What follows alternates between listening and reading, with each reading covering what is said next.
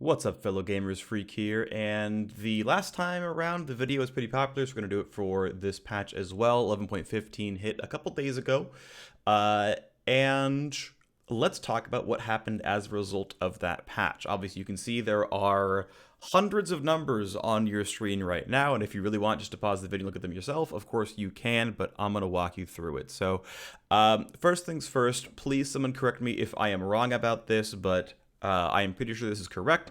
So what we're doing here, by the way, and we kind of mentioned it briefly in the last time around, but we're going to talk about it for real this time around, is the fact that, hey, variance and random chance exist, right? If you play a perfectly balanced champion and the teams on each side are perfectly balanced, so you have an absolute 50% chance to win the game, you're going to win or lose. So in a sample of one, despite the teams being balanced, one team won and the other team lost, you have a 0% win rate versus a 100% win rate, despite the fact these are actually equivalent outcomes, equivalent possibilities. You play twice in a row, there's a 25% chance that one team, you won twice, and a 25% chance that they won twice. There's a full 50% chance that the score is 2-0 after two games, and there's still 100% to 0%. You play a third game together, there's still an overall 25% chance that the score is 3-0, and it's 100% win rate to 0% win rate, despite these teams being equally fair. And this goes on forever. I'm explaining variance to you. This is not very exciting. Now's the part where I'm like, hey, if I got this wrong, let me know if I got it wrong. My understanding of situations that are functionally coin flips, and basically champions are always roughly 50% win rate, so they're functionally almost coin flips. You can measure the reliability of coin flips by, I'm not using the proper statistical terms because I want them to be more understandable. Basically, if you take 2 divided by the square root of the number of coin flips, you now have your percentage difference, your win rate percentage difference for your confidence interval. Okay, let's start over. All right, here's what we're doing. All right, I want to be really, really confident that Thresh's 0.28% win rate loss was actually a 0.28% win rate loss. Like not actually 0.4, not actually 1.2, not secretly a buff somehow because they're shaping player behavior. I want to be really, really confident that it's actually, 0.28% win rate lost. How do I do that? Well, you say, did Thresh only play 3 games? Because if so, there's no way you can be confident in this. But if we take 2 over the square root of 213,688 games, we get to the point where we're actually pretty confident that Thresh's nerf was really somewhere between like 0.7% win rate and actually technically a buff of 0.2% win rate. We're reasonably confident this was a nerf overall, but, well, there's some variance here, because even after 213,000 games, I mean, shifting under 1% win rate up and down is still not incredibly unlikely. It's really rare, but like it can happen. And judging by the fact that we're measuring about 20 different champions, and in some cases in 3 roles each, we've actually got about almost 40 different data points here, right? We've got 37 different champion role combinations that we are measuring. So what we're doing is saying, hey, we're going to be 95% confident that the actual impact of the buff or nerf is within these numbers, right? So we'll take Rel as our primary example, which is at the top of the table. Rel got nerfed according to the data up here by 2.3%. And, we're actually quite confident that she really did get buffed to some degree. But, we're 95% confident that it was actually between like 1 and 3.5%. Like, we're not really sure if it was really 2% win rate bump. Like, it might have been more like 3, it might have been more like 1. And it's just like, how confident are you that's the situation, right? So imagine, just to kind of continue on the preamble here, imagine you're going to flip a coin 100 times. It's like, well, the most likely result is it's 50 heads and 50 tails, but like, there's a decent chance it's 51-49. There's a pretty good chance it's 52-48, and so on and so forth. Okay, well, you flipped a coin 100 times and it's 52-48. Do you think it's an unfair coin or not? You're like, well, I mean, there's a chance it's an unfair coin. It could be an unfair coin, but like, it's also really realistic to get 52-48 with 100 coin flips. In fact, being off by 2 after 10,000 flips is yeah, that's going to happen some, right? So at the end of the day, this is what we're measuring, right? How confident are we really that this was the actual change? And in some cases, we're quite confident. In some cases, we're not terribly, especially with off roll and stuff like that. All right, so there's the preamble. Probably not as well explained as it could be, but that's okay. Let's get into it. So Rel gained roughly 2.3% win rate. She's resting at a pretty solid spot. But, again, you look at your confidence interval and you say, well, we're actually 95% confident that, yeah, she is, in fact, probably resting somewhere at balance to like a bit strong. We're really confident that she indeed got buffed to the tune of 1 to 3%. At the end of the day, we're pretty confident in this one. We go next up to Nidalee. Nidalee also gained about 2% win rate. By the way, Lolix is great. They sort by their expected win rate changes. And of course, the more you mess with your sample, if you cut down to only Plat Plus, which means you cut out like 90% of the games, right? Your variance goes up a bunch, and suddenly like Siobhan is the second most buffed champion, sitting the fourth most buffed champion. We are, by the way, using ranked solo queue across all measured servers, across all ranks, because it's not like Wukong losing health regen is suddenly a buff in Diamond. That's just not the case. Now, there can be a real situation where the buff means more somewhere than somewhere else, or the nerf means more somewhere than somewhere else. But at the end of the day, we're still pretty happy to use all ranks as our measurement here. So Nidalee got a bunch of health, right? A ton of extra health and health regen. And so, she gained about 2% win rate. In actuality, again, it's somewhere between 1.3 and 3%. So if you're like, well, if we're really on kind of an extreme end, we're like, actually, I really think that, we just got kind of unlucky here. And again, keep in mind that as we're measuring this, right, this cannot tell you how good you are at the champion.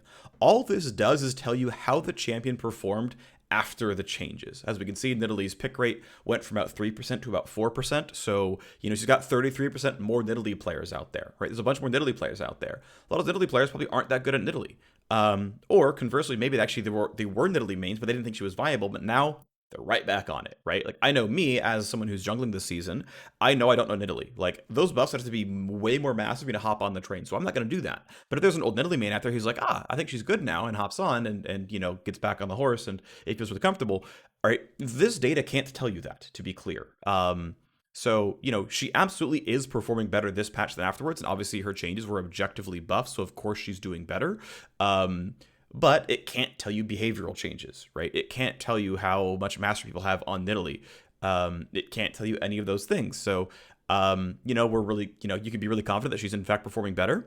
But at the end of the day, say, well, okay, what I can know for sure is that, Nidalees that I meet in solo queue are going to be around 48, 49% win rate. You can be confident that your randomly assigned Nidalee teammates and enemies are going to be about a 48, 49% win rate champion. But if you're Nidalee main, you're like, I'm better than the average Nidalee. I'm actually going to win 52% of my games in Nidalee. Which is like, yeah, right? It suits your play style. You know the champion really well. There's a ton of things that can come in here, right? And so to kind of take another kind of step on something, it's actually, I think, wisely why Riot generally has the Oracle bounds at between 48 and 52 or whatever. It's like if you're with under 52, it's fine. If you're above 48, because basically it means like there are going to be situations where actually Nidalee is the optimal pick or among the optimal picks, right? She's one of the best picks in the game because we need an AP jungler. We actually want fast clear. We want magic damage. We want someone who has good gank follow up because she's bursty in the early game. Because we want Renekton to snowball his lane. And, the chance of us winning the game skyrockets if Renekton wins his lane. So, Nidalee's actually a really good pick here because she does those things. More so than maybe Lilia, who's not as bursty, even though her clear and scaling might be better. It doesn't matter. We don't need crowd control. We're running, Ashe, Leona bot lane. Like, we don't need CC. We don't need this. We just need, someone to go snowball bot lane or snowball top lane for us, right? So these are, again, things that you can't measure with this kind of win rate stuff. And as we go into a metagame point or a meta point about the videos, this is kind of probably the stuff I'm going to be talking about with these videos overall, and not just number dumps, but talking about other kind of concepts around these champions' sort of balance states. So yeah, you can look at this and say, okay, Nidalee's going to be decent and slightly weak for most players and for average teammates. This means, by the way, that for most people, you shouldn't be needing to ban Nidalee. Nidalee's ban rate went up about a third of what it was. It's still a very low ban rate. But yeah, the point stands right now, at least across most elos, which, by the way, is like really heavily measuring silver and gold. But, again, whatever. Okay, well, for average League of Legends players, you shouldn't be worried about Nidalee. You shouldn't need to ban Nidalee because she's not better than the average jungle champion that people tend to pick. So go let them pick it. It's fine. All right, so next up we have Blitzcrank, and Blitzcrank is incredibly, incredibly popular, right? So Blitzcrank, after a day and a half, has almost 141,000 games, which means we're really confident that the win rate difference on this buff is actually 0.5%. We're really, really confident that like it's really between two, like 1% and 2% win rate change, right? We're really confident this 1.77% win rate change is actually what's happening here. So yeah, we're really, really confident that Blitzcrank went from, maybe slightly underpowered to like, roughly balanced to like, yeah, he's actually in a pretty good spot. On average, Blitzcrank is a good pick or has been a good pick so far this patch. Now, if the metagame changes and Morgana becomes a blind pick support, Blitzcrank's win rate's going to drop a little bit because he's not very good in a Morgana. If people are picking even more Ezreal than before because Blitzcrank indeed got more popular, then okay, there can be other forces that shift the win rate around because people will adapt to their environments, right? They'll ban strong champions, they'll pick counters to counter champions and things like this. But the buffs were clearly effective, and this is how Blitzcrank has been doing. And we're really confident that, he didn't just get lucky with his coin flips. He really did get quite a bit more powerful to the tune of some pretty substantial buffs.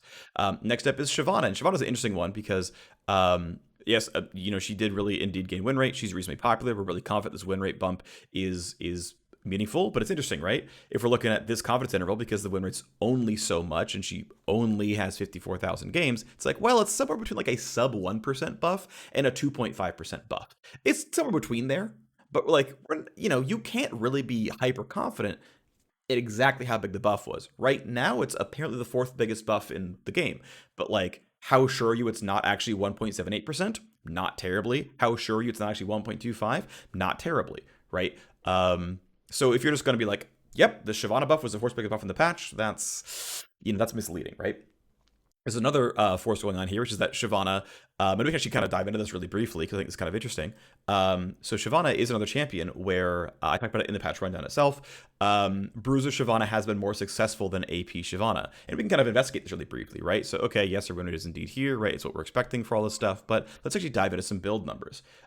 So basically, if you ever want to, by the way, investigate builds, just scroll down past everything in the first few pages and just look at this. Item number 1 is actually the important thing you want to look at. You want to use this for item analysis. Say, okay, well, if she rushes Nashor's Tooth, which, by the way, is a 3,000 gold item, and she gets it about 30 minutes into the game, that seems a bit reasonable. She's got a 52% win rate. In a game where she is able to buy Nashor's Tooth, she finishes it on average at 15 minutes, and in those games, on average, wins 52% of the time.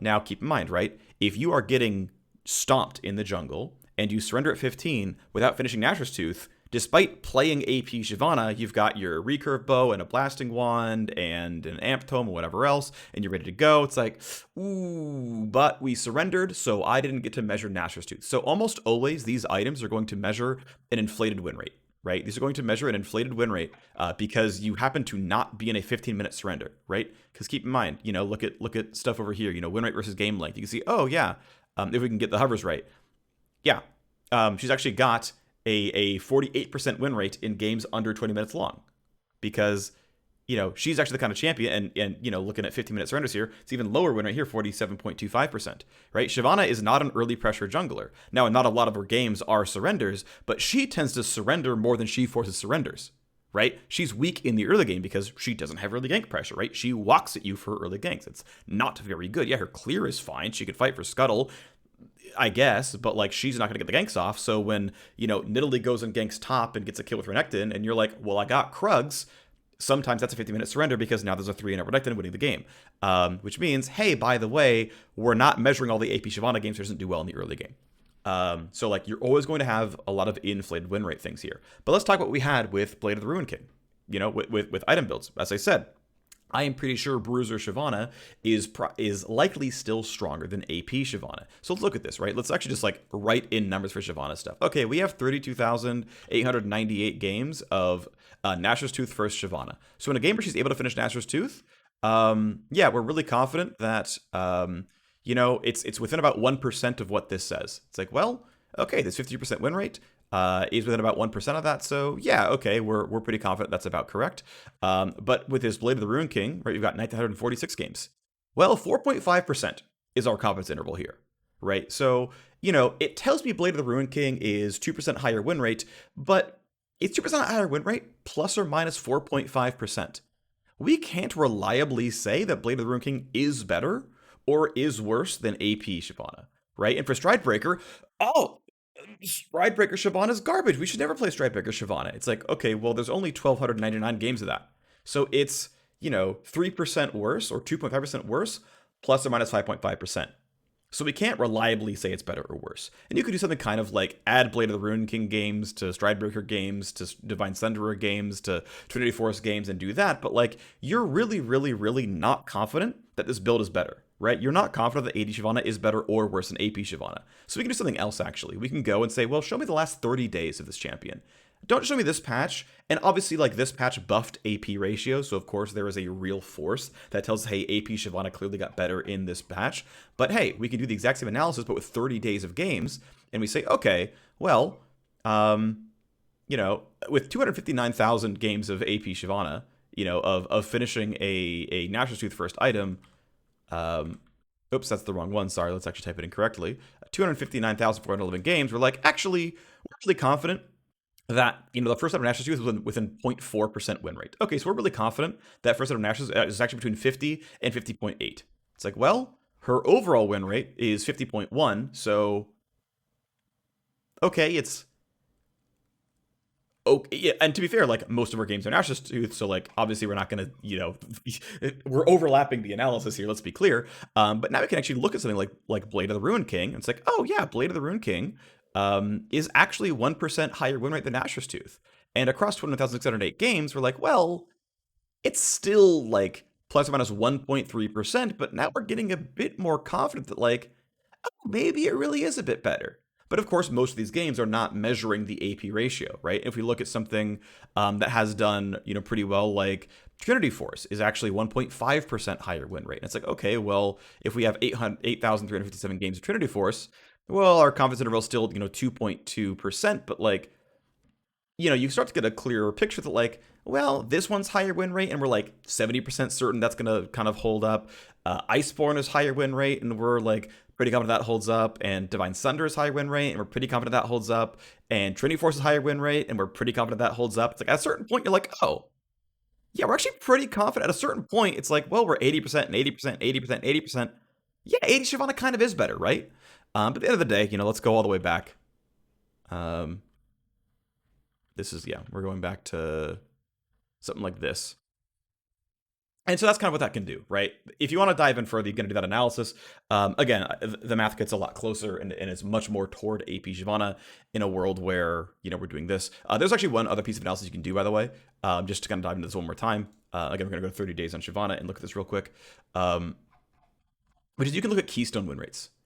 Because AP Shyvana goes Dark Harvest, and has a 50.2% win rate, right? And this actually lets you exclude gold, right? It says, well, I loaded into the game expecting to play AP Shyvana, I went Dark Harvest. And so 50.2% of the time, I win games where I'm Dark Harvest Shyvana.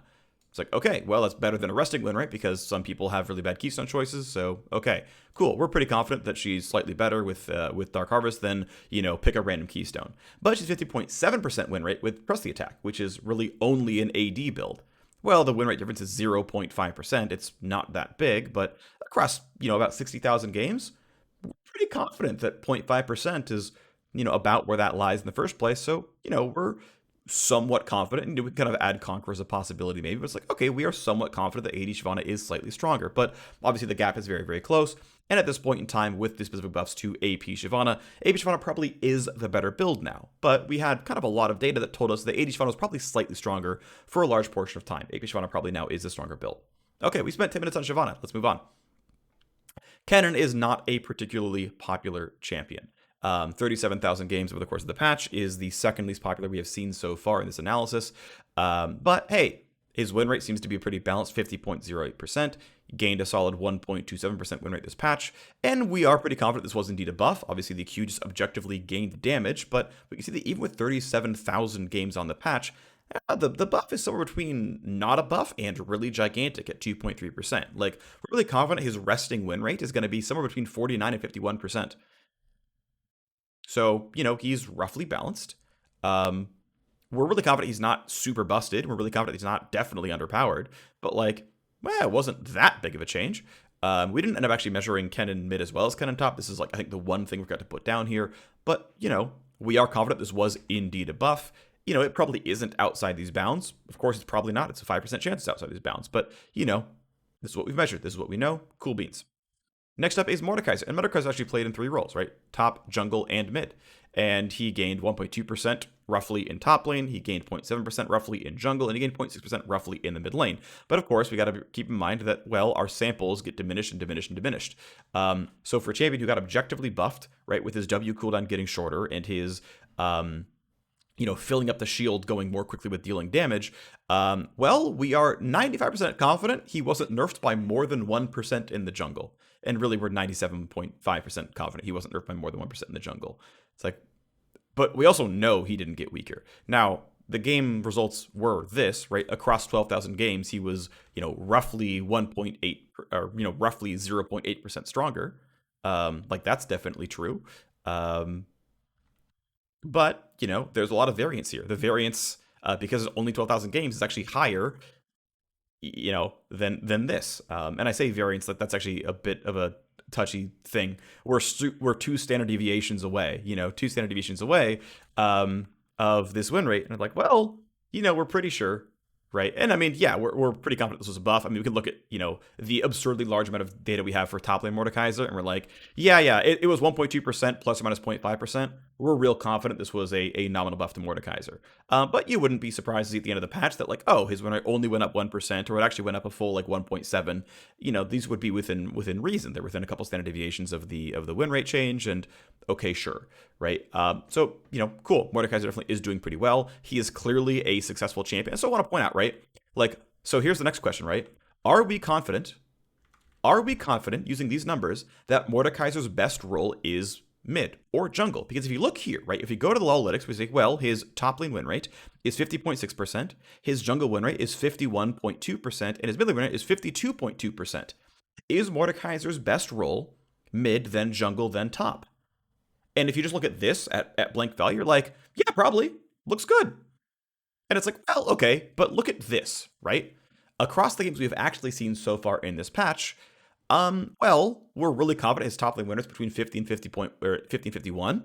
Okay, but, we're really confident his jungle win rate is between 49 and 53. So, could be worse, could be better. We're really confident his mid win rate is between 50 and 54.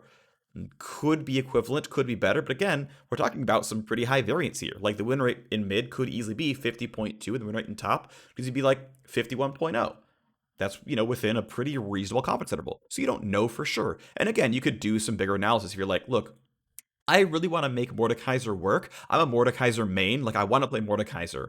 I want to get back into playing the game. I want to play Mordekaiser. I'm going to queue up for the role where he's most successful. It's like, well, you can look at the last 30 days of Mordekaiser. And assuming you don't think the most recent patch shifted his role rate, you look at 30 days of data and not only a couple days of data, and you're like, oh, across 1.9 million games of Mordekaiser, which is a lot of games of Mordekaiser, he's at 49.6. Okay, good to know. Well, across fewer than that, but a very large number of 200,000 games of jungle, that's a solid 0.7% higher win rate. This is a really big sample. We're pretty confident that jungle is in fact better than top. And then we go to mid, then still 100,000 games. We're like, actually, yeah, we're pretty confident. Over the last 30 days, Mordekaiser is telling us that yeah, he really is a better mid laner than jungler than top laner. We're pretty confident about this one. But are you confident the top buff was bigger than the jungle buff, was better than the mid buff? Not terribly, right?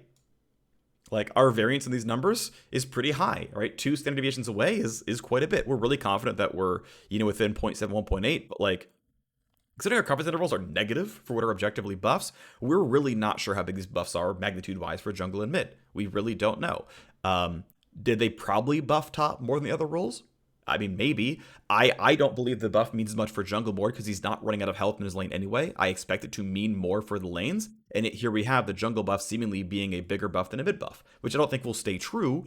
But hey, it's within variance. This is how this works, right? So, some more statistical literacy. There you go. Have fun with that one. All right, next up we get Syndra. Syndra's another one where, okay, she gained a pretty small amount of buff. And to be fair, she is got a decent number of games, right? So, we're really confident that her, the dust is going to settle and her buff's going to be within about 1% of what it said. But, well, according to the buff, we're up by 0.7%. And according to our 2 standard deviations away, it could be 0.8% off. So, It's somewhere between a nerf and a pretty large 1.5% win rate buff.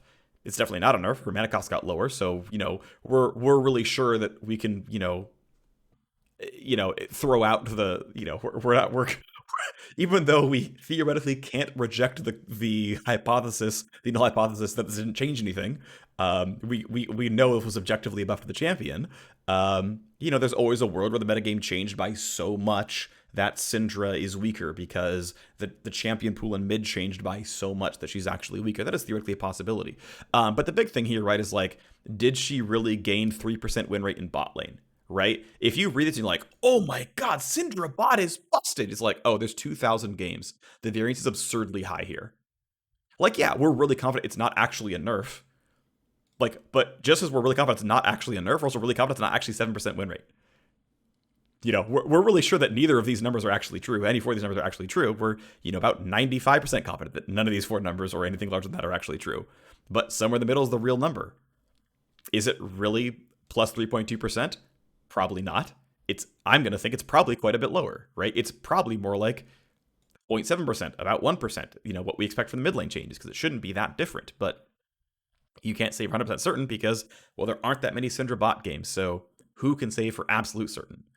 We can look at the rest of the champions who got buffed here. Cassiopeia gained about 0.6% win rate, but she's also a top bot flex. Once again, do the exact same analysis here. Her win rate difference is, okay, somewhere around the 0.5% win rate mark. But again, only 5,000 games of bot lane means we have really, really high variance here. We really can't tell you how good the buff is for 10 flat damage on the empowered E. Still can't tell you here for top and even mid because she's not that popular. The buff isn't that big. We're like, well, it's somewhere between a nerf and a meaningful buff, right?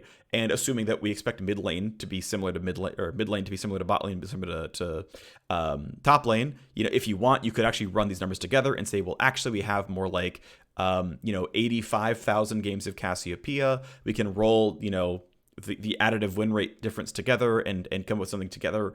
That's maybe a reasonable analysis to do. But like, yeah, did we really think Cassiopeia bot got nerfed? No, we don't. And I have to actually make sure I'm putting the signs right here. It's like, yeah, we're pretty confident that Cassiopeia getting 10 flat damage on her E when poisoned is in fact not a nerf. And this is what variance means, right? So just in the same way that we are really, really confident the Cassie bot didn't lose 0.4% win rate, we're also really, really not confident that Cassie top didn't gain 0.3% win rate. We're also still not that confident that Cassie mid gained 0.6% win rate. So again, some data literacy. We go to Xayah. Xayah gains 0.4%. Again, the variance is not horrible, but reasonably high. This could easily be a 1% win rate bump. In general, I've always, seen that ultimate cooldown changes just aren't that impactful. They feel a lot more impactful than they are. I mean, look, her pick rate went from, roughly under 3% to about 4.25%. Like this is a almost 50% higher pick rate increase for a incredibly small buff.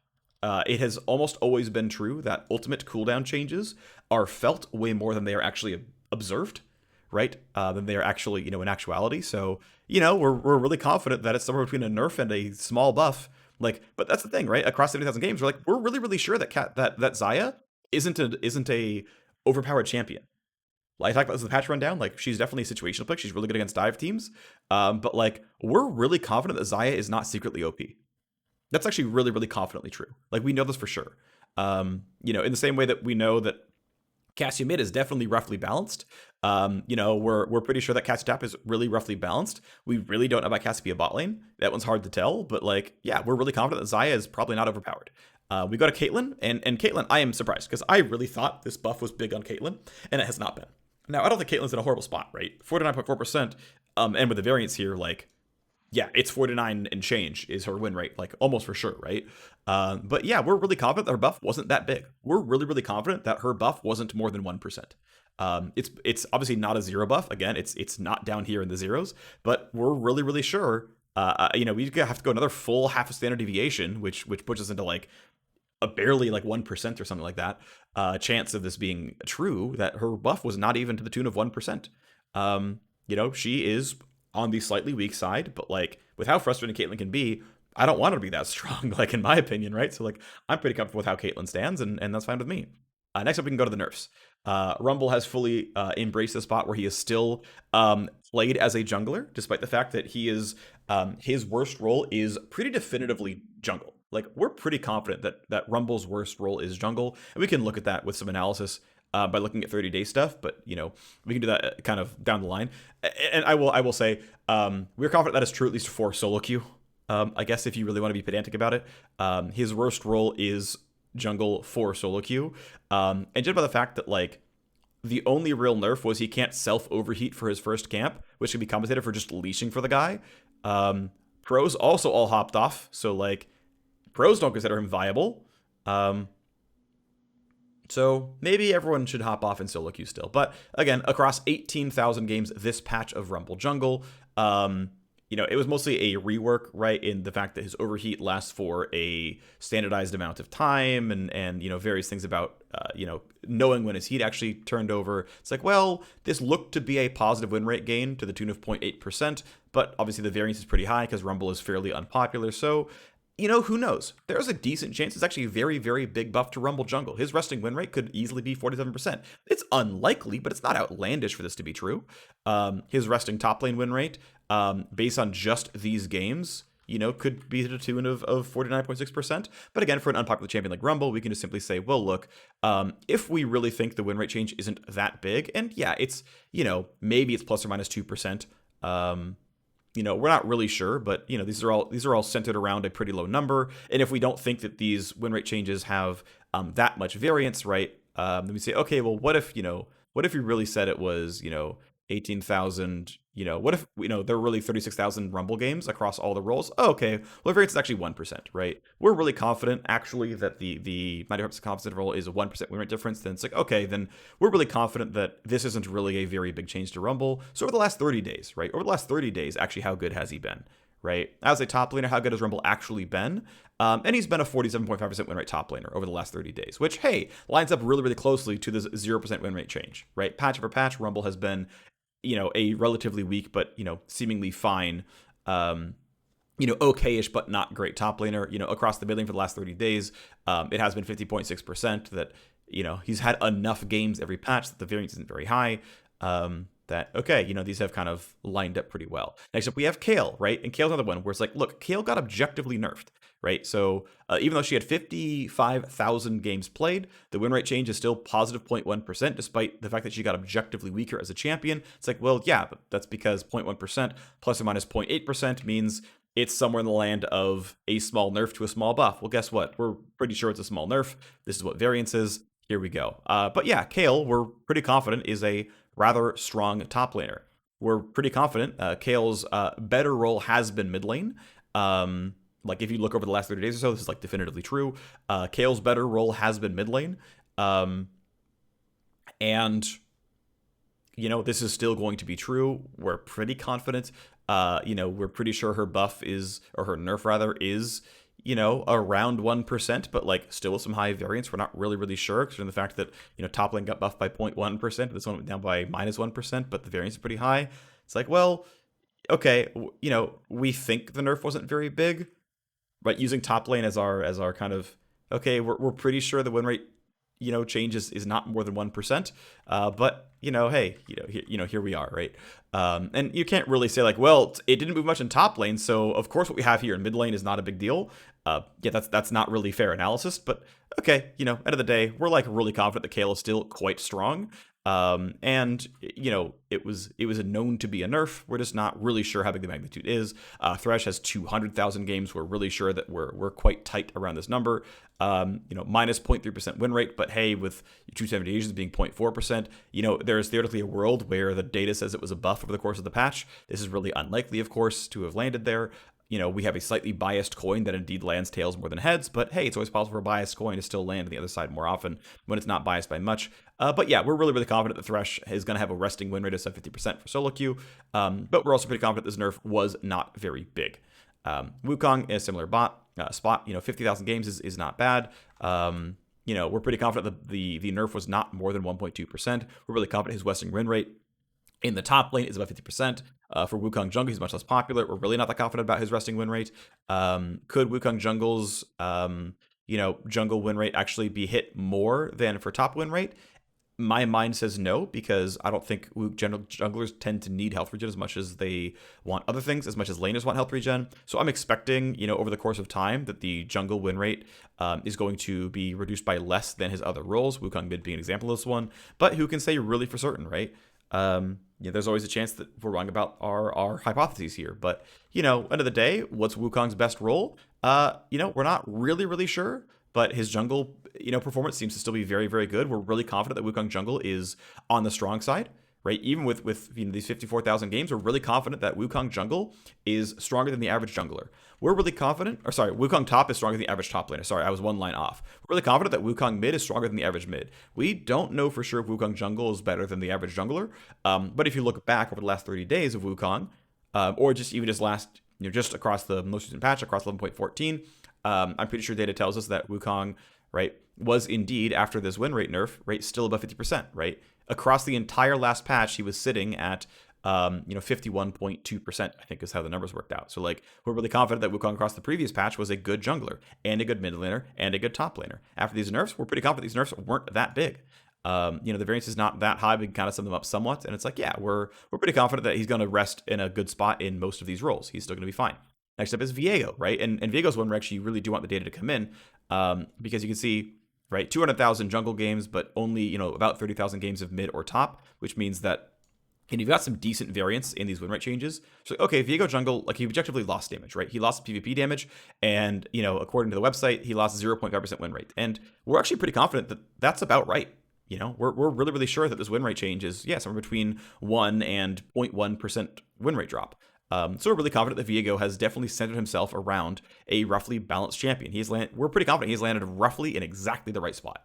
I know roughly exactly is a weird sentence, but this seems to be positioned very, very well, that when you see a Viego in your solo queue games, you're like, he's going to perform average. He's going to win exactly half his games. That's going to generally be true. Now, if you are a good Viego player or a bad Viego player, or there's a good or bad team comp for him, this can change, of course.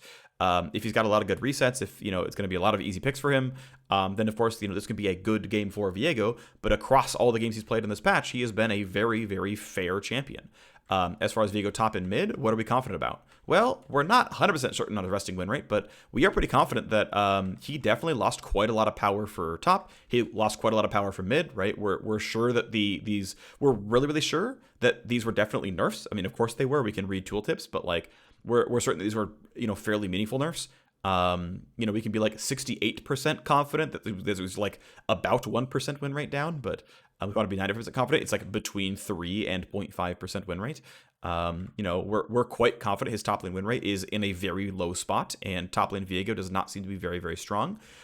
We are somewhat confident that Viego mid is overall weak, that if you see yourself against Viego mid, you should probably feel like, I'm advantaged in this game. We're probably going to win because Viego mid is probably not very good. This will generally be true. When you see your teammate hover Viego mid a champ select, you're like, they're probably going to lose more than they win games as champion. But again, every player is different. Everyone has their own affinities. Every team comp is different, so on and so forth. And as we get more and more games, we can be more and more confident exactly where these nerfs landed. Annie got a pretty small nerf, and we're actually quite confident this was a reasonably small nerf.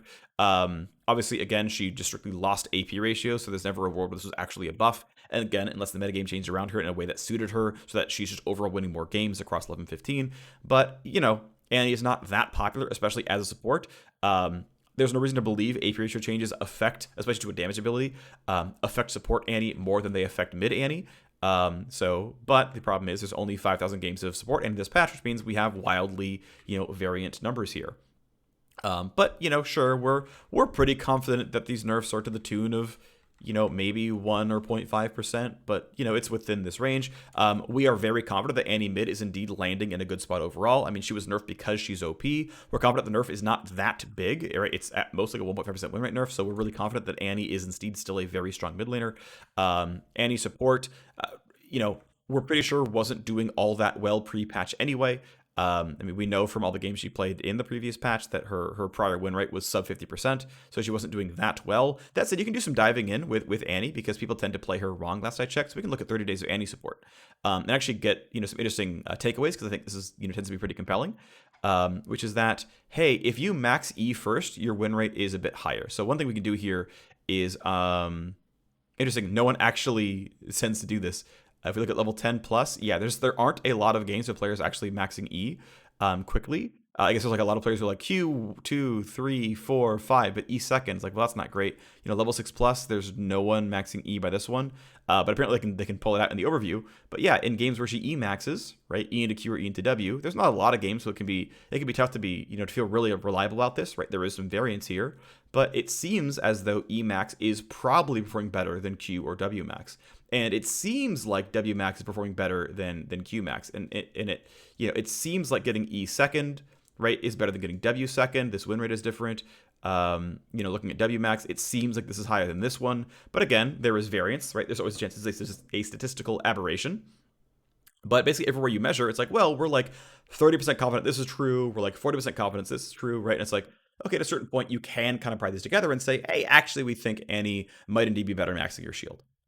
It's, again, hard to know for sure. This is one of the problems is there's enough data to be really, really confident, but it does appear, and we're somewhat confident, that Annie Sport should be E-maxing. She's not E-maxing. So Annie has a deflated win rate because she's not actually using her abilities appropriately. There can be other biases here. This is not the cleanest analysis, but like, hey, by the way. As for Sylas, again, actually really popular champion, 178,000 games of mid. So we're actually very confident that his win rate nerf was actually at a tune of, between 0.5 and 1.5% win rate. We're really confident his resting mid lane win rate, his resting top lane win rate are indeed definitely sub 50. Right, Sylas, really appears to be champion. You do not need to ban. His ban rate is actually still reasonably high, right? Went from, 17 or so percent ban rate to only 15 or so percent ban rate. But you can be really, really confident that Sylas is not strong in your average opponent's hands across average elo, right? This can be different if, Sylas is really, really good in high elo or something, or he counterpicks whatever your champion is, or, things like that. But most players can be quite confident Sylas is overall a weak performer. We're pretty confident this is going to be true. And, the win rate rests in a decent spot. Like, it's not horrible in his primary role of mid. Like, he's within about 1.5% win rate. Like, it's not that bad. Aurelion Sol definitely has a high win rate skew. In that his win rate definitely soars with MMR. In general, any push and roam mid laner accelerates with MMR. So Aurelion Sol and Talon and Rumble are all mid laners who have this effect where they all skew with MMR quite heavily. And of course, Aurelion Sol is not very popular, so only 10,000 games means you get quite a lot of variance here in terms of his win rate. And so it's like, well, we're pretty sure his win rate dropped, or maybe it was a buff. It's like, no, we're pretty confident this is one. Right, Aurelion Sol's resting win rate across this patch, is it really between 48 and 52? Well, apparently it was, 1.5% over last time. So, he was definitely a very strong performer pre-patch. We're not really sure if the nerf was that big. Like, was it almost a non-nerf? Is 1 second off of Q not a big deal? I mean, that might be true. It's well within our confidence interval. Was it actually a gigantic nerf in the last 3%? I mean, that's also possible. It's in our confidence interval, right? So Aurelion Sol's not popular enough to know for sure, was this a non-nerf or a huge nerf? You really can't know for certain. Even after a day and a half, you have to wait for longer and longer into the patch. Gwen as a top laner, actually reasonably popular champion, 61,000 games. It's like, okay, we are really confident this was indeed a mid-sized nerf between 1 and 2.5%. Her resting top lane win rate, we're really sure is in a bad spot. Her resting jungle win, her resting mid lane win rate, like, we're really confident that Gwen is not worth banning in solo queue. Her ban rate overall, right, was still around 18, 19%. It's dropped pretty substantially down to, 15, 16%. But you can be really confident that, if you see Gwen on the enemy team, she's not going to do well. You can be really, really confident that the average Gwens that you meet in your games for the average player, they are not going to have a good performance. You shouldn't have to be worried about Gwen. She might actually be like overtuned and really rewarding if they're good at the champion, but like most players aren't. You can be really confident Gwen is not going to win against you. Yes, there are Gwen Smurfs out there. Yes, of course they can win. Yes, they can snowball, but most Gwens don't win. And you can be really confident this is true for most players. We go finally to Aurelia. Aurelia lost quite a bit of win rate. She is incredibly popular, by the way. Right, 300,000 games across top and mid, which means we can be really confident in the impact of these nerfs, and we can say, okay, yep, we're really confident she lost, between 1 and 2.5% win rate. These nerfs appear to have been bigger for top lane than for mid lane, but we can't say for certain because of our confidence intervals. Based on the change list, you would expect to see that the nerf was bigger for top lane than for mid lane because of how damage reduction basically scales so hard with itself. So that would be my read as well, but you can't know for absolute sure, right? But we could say with pretty good confidence that Aurelia mid appears to be absolutely very strong. She is a strong but not overbearing mid laner after the nerfs. She is a roughly balanced top laner after the nerfs. She appears to be totally reasonable. One thing to note is this is a champion where there should be some level of automatic win rate gain patch over patch because people were learning to play Aurelia. Like her pick rate skyrocketed, right? She's now incredibly popular, which means there are some people who are picking up Aurelia for the first time. And over the course of the patch, we're learning the champion. So they lost a bunch of games on day 1, day 2, day 3, and then won a lot more games on, day 12, day 13, day 14, which means they're now in day 15 form, right up here, being more skilled at Aurelia. Despite her power level going down, it's like, okay, well, how much does that make up for how much they got better at Aurelia? And, clearly, again, her win rate dropped. So clearly the nerf did more, to affect her win rate than the expected week over week mastery skew. But it's worth noting that I kind of believe the real win rate change for this nerf was probably over 2%, because it still had to counteract that force of players getting better patch over patch. That tends to be true. Okay, so we managed to make 46 minutes out of a video that was really just, hey, read real quick. If you found these